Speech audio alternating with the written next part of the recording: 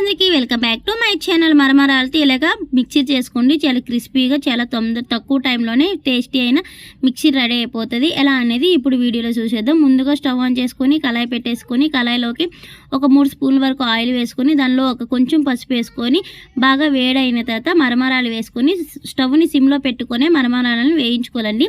మరమరాలని బాగా క్రిస్పీగా వేయించుకోవాలి. ఇలా క్రిస్పీగా వేగిన తర్వాత ఒక గిన్నెలోకి తీసేసి ఇప్పుడు అదే కళాయిలోకి కొంచెం ఆయిల్ వేసుకొని మళ్ళీ పల్లీలు వేసుకొని పల్లీలు బాగా వేయించుకోవాలండి.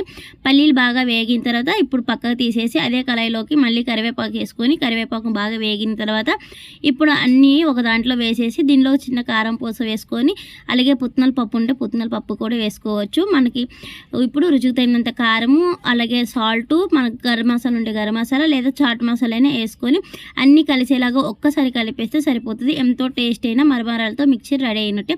మీకు కానీ వీడియో నచ్చినట్లయితే లైక్ చేయండి, సబ్స్క్రైబ్ చేసుకోండి.